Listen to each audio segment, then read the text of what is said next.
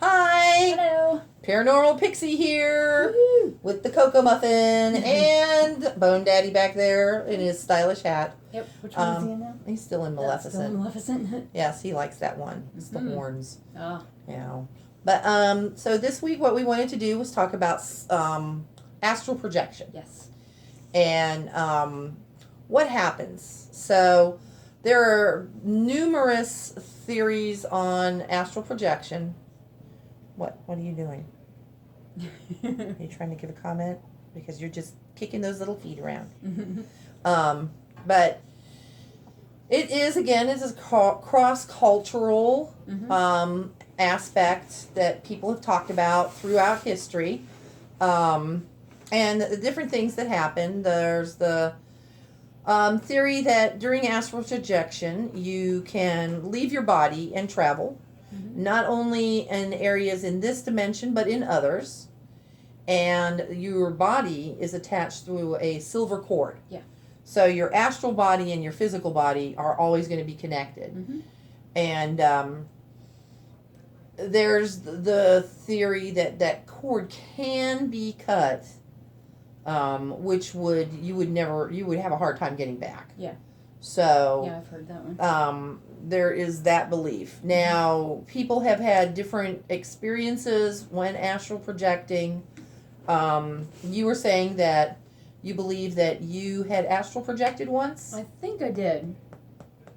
Yeah, I was laying in bed. It was early in the morning, and I remember walking out to the living room, and I saw my cat, who looked at me really strangely, and then all of a sudden, bloop, I was back in bed. Like, I hadn't even left. It was just really bizarre. Mm-hmm. How did your body feel in bed? This is. I'm asking this because there is a theory about this.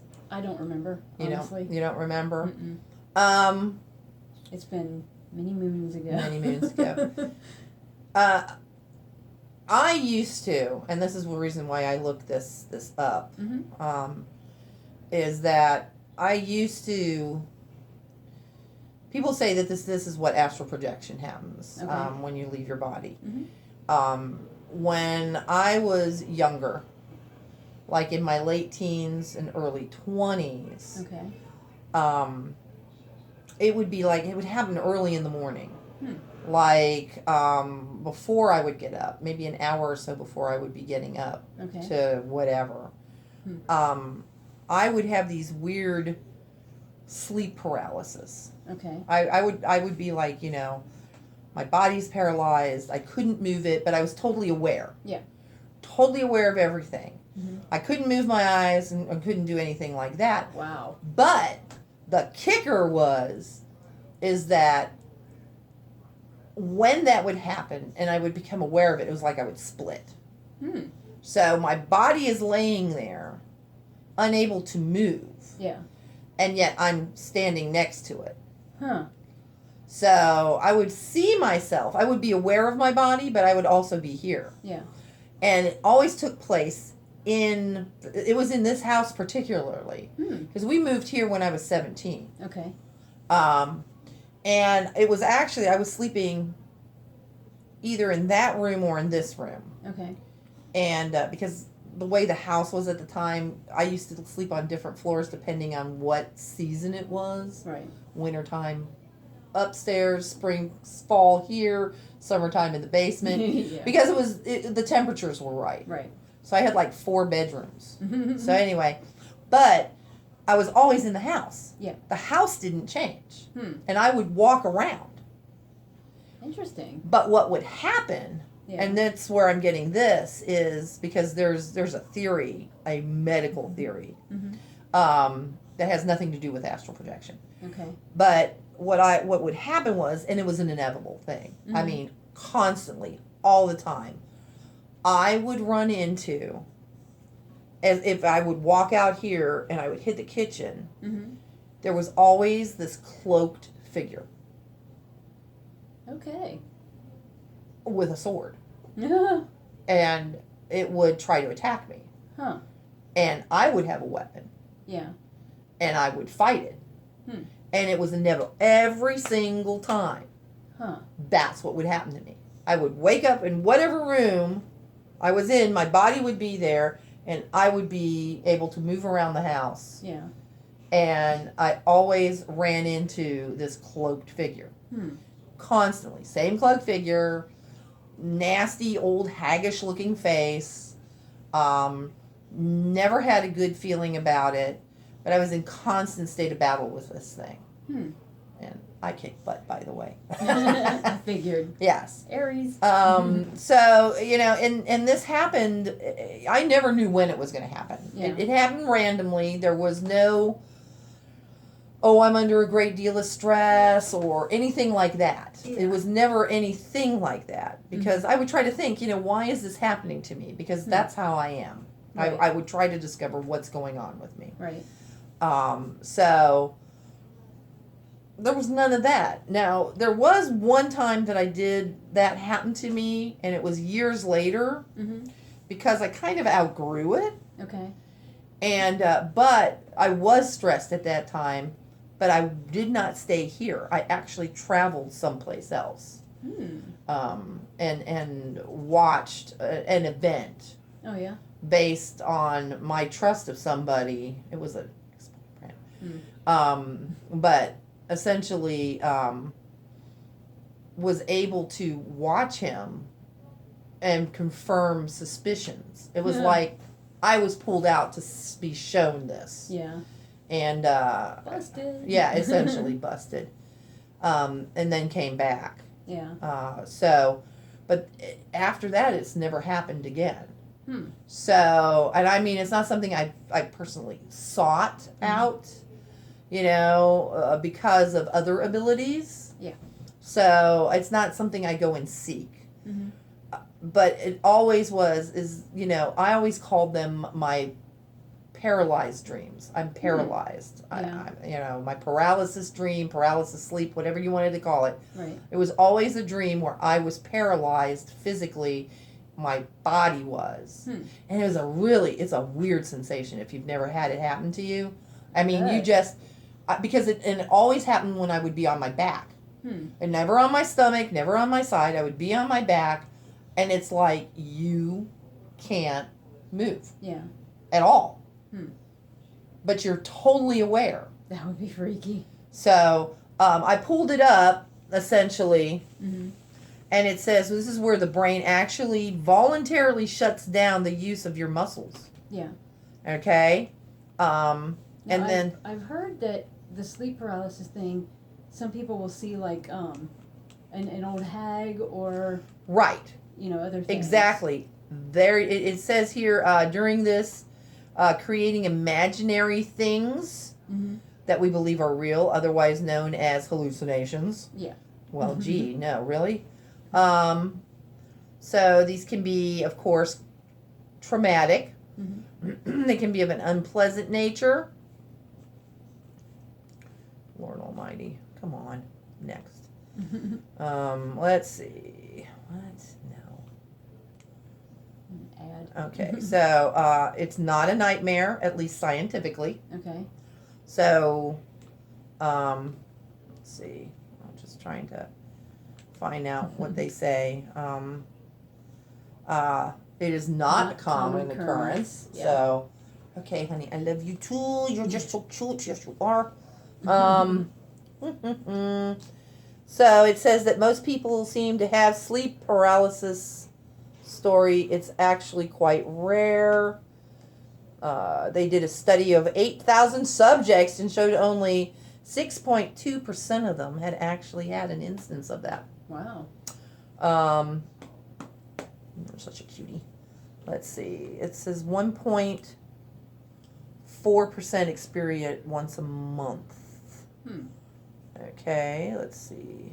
Next. Now, as far as astral projection, you know when you have those dreams, that was nice. Yes. You have those dreams that are really, really vivid, and you Right. feel like you're actually there instead of just watching. Now, could that be you're on the astral? Okay, well, it's very likely. Very Okay. likely. It does says, whether you agree or disagree, there is such a thing as an out-of-body experience, which is what we're talking about. Right. And some may argue that this is This is a portal. Okay, for you to be able to have that out of body experience. Mm-hmm. So, you return back, of course, which is what we're talking about. Out of body experiences. Some medications can cause sleep paralysis. Yeah. Okay, I don't take any of them. You know when you feel like you're falling and all of a sudden you jerk I awake? hate that. Yes. Could that be when you're returning to your body if you've been on the astral? Number 6, caffeine. Caffeine can be a culprit of this. Huh. Well, Yeah, right. I can't tell you the last time I had caffeine. It's been years, so I don't know. that's Probably pretty yesterday. That's pretty much right Or out for me. this morning. Well, no, I do eat dark chocolate every day, so Yes. it's in dark I chocolate, love this. isn't it? Warning, try to stay calm. Try to remain calm. Yeah. Like you're paralyzed. What else are you going to... I guess Right. they don't want you to be like, holy shit, holy shit, holy shit, I'm paralyzed. Oh no, oh no. Yeah. So, Oh my god, I can't move. but yes, in the dream state, yeah, because I've like... Well, do you remember the one? I think I was talking... It was when you lived in that house on Wells. Your roommates. Yeah. The one female one. I had, in a dream, I had come over to visit you guys. Hmm. And we were out in the yard. And in that one, she shot me. No. Yeah. But like when you're flying or you're falling and Yeah. you jerk away kind of thing. They say you're supposed to die when you die in a dream. I didn't die. No. I woke up. You Yeah. know, it's like, holy shit. What the hell? Yeah. You 'Cause know? I actually was shot in the head by somebody in a dream. Yeah. And Ouch. obviously I'm still here, so I Right. kind of wonder about that whole thing. But yeah, like the flying dreams and the falling dreams, Mhm. where your body, you're not falling back into your body, Yeah. is what I feel that is. I So, hate that when you're laying there and your whole body just jerks and Right. it's like, ah! Right. Come on, there you go, Muffin. But, Yeah. yeah, so you definitely like in the flying ones, Mhm. you know, I do that a lot. Yeah. I fly a lot. What's really funny. And I have a is- fear of heights. Yeah, I do too. Unless know? I'm over water, then I'm okay. I don't care. It doesn't But matter. yeah, the funny thing about like the whole dreaming thing is when you are aware that you're dreaming. Oh, the lucid Lucid dreaming. dreaming, Mhm. because you were mentioning the flying dream. I was in this dream one time where I was in the basement of this house with a bunch of people that I have no smile. idea who they were, and we're running up the steps because it was starting to flood. Mhm. And I stopped on the steps and I was like, wait a minute, I'm dreaming. I can fly up these steps. And then I stopped again and thought, wait a minute, what if I'm not dreaming? So I kept running. Oh. So, but yeah, as far as the dreams, I had this one dream where, you know, I said very vivid. I was in, you know, these old cemeteries in like Romania now Yes. where they have the giant Tombstones, yeah, and the mausoleums. monuments and all those things. Well, this was like that, and it was weird. They were enormous. I mean, like building size. Mhm. And I remember walking around, and it's been a while ago, so I don't remember everything that happened. But there was an old guy there, and he was saying something about the vampires. Mhm. And I know in Romania they have that belief that Right. not that I'm saying vampires don't exist because I still hope they do. But yeah, it was just really bizarre because I mean, the big gargoyles. I mean, just huge monuments. But it was really a weird dream. We're going to talk about vampires next week. We're going to talk about vampires Okay. next week. Okay. Okay. Mhm. So, but yeah. So I mean, lucid dreaming, where you're aware that you're dreaming. That's always fun. That's fun. I've had that. Yeah. And you can manipulate things in there. Mhm. And I think that astral projection can be in a way related to that. Mhm. But astral projection is the body. It's kind of like in Egyptian mythology, lore, whatever you want to call it. Mhm. There is the belief that the soul has two parts, the ba and the ka. Okay. And the one stays in the tomb. I believe that's the ba. Mhm. And the ka is the little falcon one that leaves the body. Okay. So I think that's the one that gets measured. Okay. I believe. I'd have to look it up again. Mm-hmm. But so with that kind of same thought pattern of our souls now, think of it as it's a part of your soul that is able to detach, Mm-hmm. but still be connected through the silver thread. Okay. And the thought is it's connected to the navel. So, and that thread, that silver thread, doesn't have like, oh, you only get like 7 yards. Right. You know, there's there's no limit. Right. There's no limit. It's just a connection between that spiritual part of you that is traveling Mm-hmm. to your physical. Right. It's connected to that so that you can come back. That you're not just like floating randomly. Mm-hmm. Think of it kind of like the astronaut being connected to his space station or his ship. And, you know, if there was a sudden disconnection, he would float off. Mm-hmm. He would have a hard time getting back. Right. That's why that thread is there. Easier to get back. Mm-hmm. You know, and it doesn't matter if you're meeting other astral bodies and they're doing some sort of, you know, wild, you know, 60s Batusi dance, you know. Yeah. The threads will always bring it back to you. You're not going to get them tangled. You're not going to get them knotted Right. up. There's no macrameing them. Right. Okay. Now, So another time, I'm guessing this was the Astral again. You remember that show, The Sentinel, that I used to watch back in the 90s? yes, Well, the one guy who played Blair on that show, the little guy with the long hair. Yeah. Okay. I actually ran into him. And what makes me think that it was on the Astral, because I know that he practices, you know, astral Right. projection. That I ran into him, and he kind of like, it's like I recognized him. You know, when you're Mhm. on the Astral, you can appear however you want. Right. But I recognized who he was, and Mhm. he kind of looked shocked and kind of like, don't say anything. Right. And I was like, don't worry, I'm not going to tell anybody who you are. So that one, you know, that one kind of made me wonder too. Mhm. But, you know, I've had several instances where I've, you know, had like the weird, freaky cemetery dream and stuff like that. I just have weird, freaky dreams. Yeah. And you know I'm on camera, Coco, and they can't see my face. Maybe they can. There we go. Little muffin. Have you ever been in one where you see yourself in a mirror? Mm-hmm. That I one's- never look like my. Well, this physical body is not a representation of Oh, what right. I'm like elsewhere. Oh, I look nothing like this on the Astral. Not even close. I love this is I love the affirmation. Like I listen to an affirmation Mm-hmm. CD for weight loss, Okay. and it's like you need to picture yourself, you know, in a more healthy physical body, and I'm like, dude, I am shocked when I look in the mirror here. Mm-hmm. Like if I walk, because the body the image that I have of myself, Yeah. is not the image that I see in the mirrors. Yeah. It really isn't. Oh, I know. And there will be times when I will be very shocked at what I see.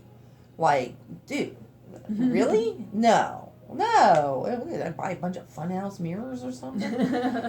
Well, I didn't want to tell you. I Yeah, replaced really, yeah. them all when you weren't watching. Damn. And it's not, and I don't feel that way. Yeah. You know, it's like, what was it? We were talking to the kids today, and one of the things that shocks people is my age. Mm-hmm. Because I don't look my age. Right. Nor do I act it, by the way. Oh, at neither all. of us act it, please. No. I still act like I'm in my 20s, sometimes in my teens, man. I had one little boy on Friday. He was sitting next to me, and he's like, man, why did I have to get stuck sitting next to a grown-up? And I went, who said you were sitting next to a grown-up? I have to Right. highly didisagree with that one, honey. You were not sitting next to a grown-up. I am not a grown-up. Nope, I refuse to grow up. Right. I'm like, what are we Never playing? gonna happen. You know? I'm like, I think you were refuse. lied to. Yeah. What grown up? Where? He didn't have to sit. You're sitting next to me. Where's the grown up? Right. So, but you know, but yeah, with the astral projection, there is that.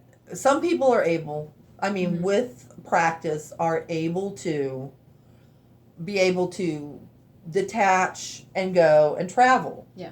And go around places, and you know, you can learn it through guided meditation. And the same with lucid dreaming. You can teach Right. yourself how to lucid dream. Exactly. Highly recommend trying that. It's a lot of fun. But yeah, the astral projection is something that you can work and exercise and learn to do. And I'm sorry, I just ate before she came over. So now my food is attacking. I'm back. I know. But essentially, I would always, at the beginning, limit the time that you do this. Yeah. You know, one of the things that we practice in shamanic journeying, and anybody can do a shamanic journey. Oh, yeah. Doing a shamanic journey does not make you a shaman, though. Right. First off. But you can practice shamanic journeying.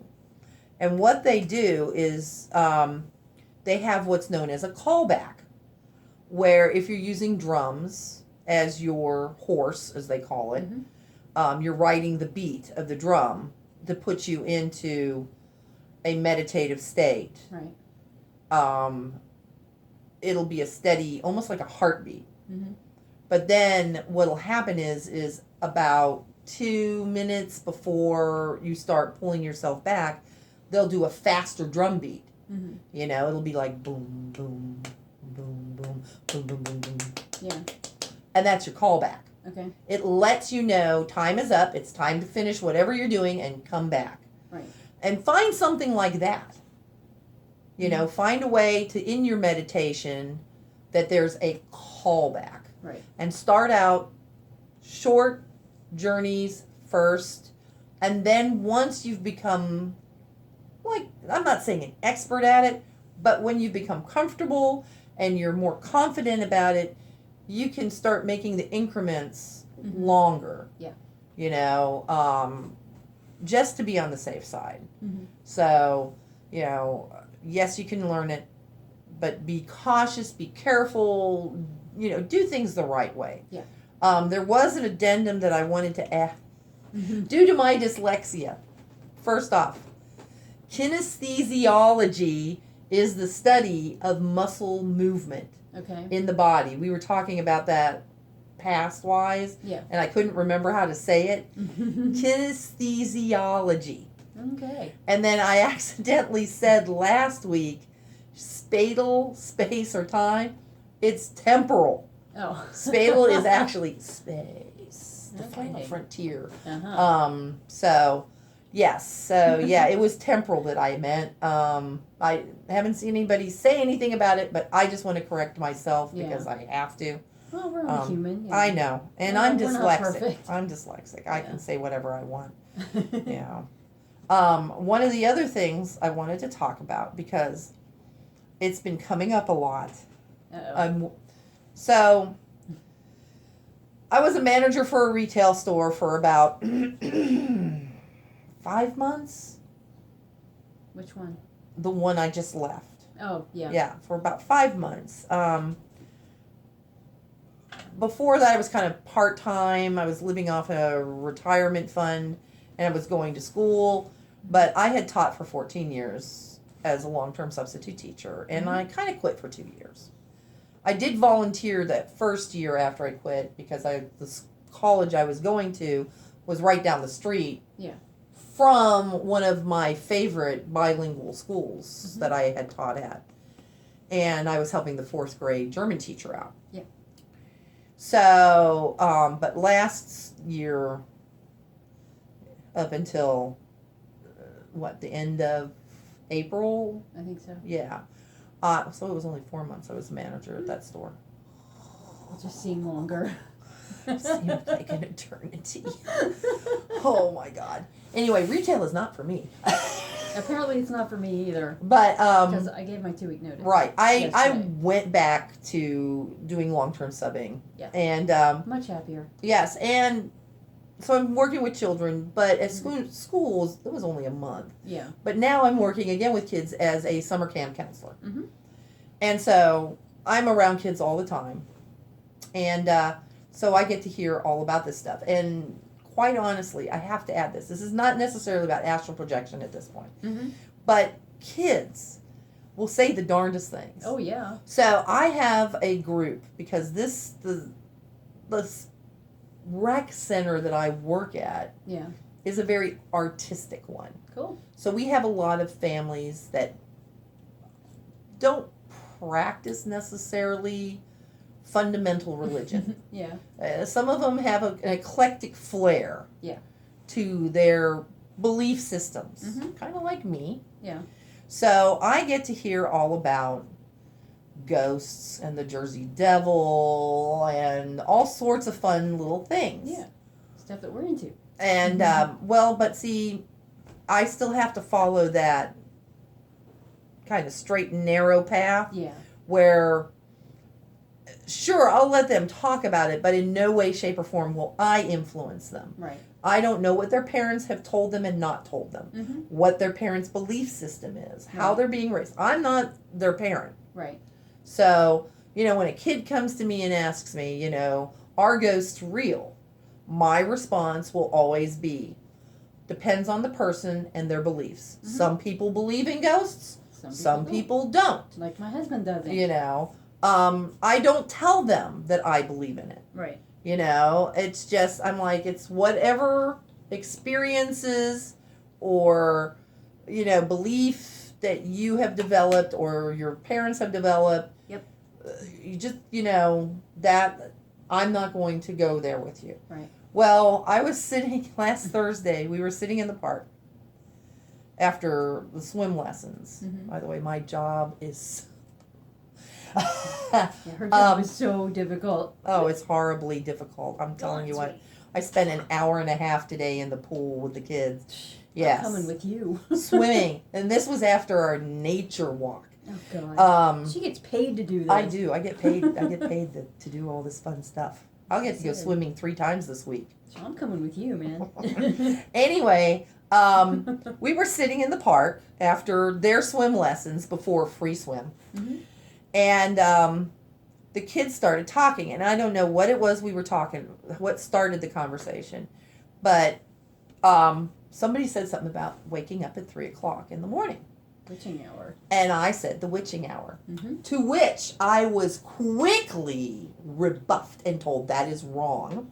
The witching hour is at 12. No. The demon hour is 3:00. No.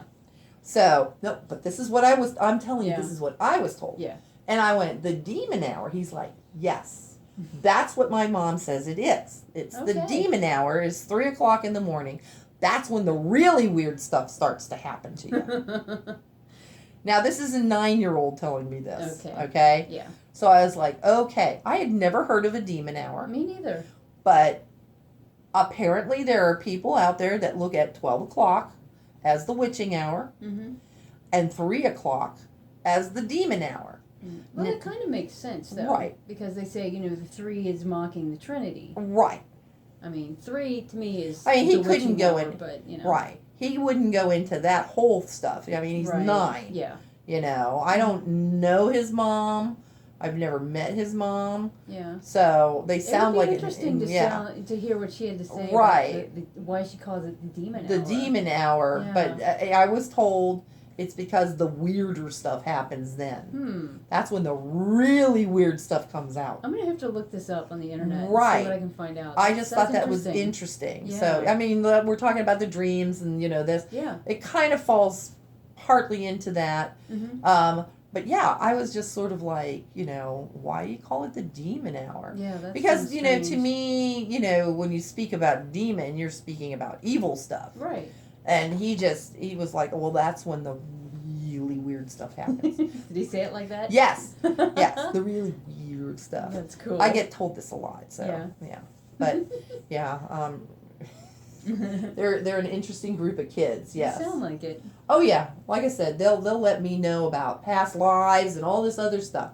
Cool. Yes, I get a lot of conversations from kids about Mm-hmm. weird stuff. Yeah. So, Well, we're at like half an hour now. okay. So next week we are doing Vampires. show your fangs. Oh yeah. Yeah, sure. Here, we'll go to the camera. No, not me. Smile to the camera. Smile. Say hello. He's sticking his tongue out. I know.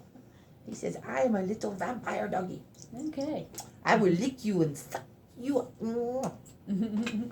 So, yes, definitely. Vampires next week. We will talk about that. And you all have a wonderful time. And we're out for today. And we'll see you then. Bye. Bye.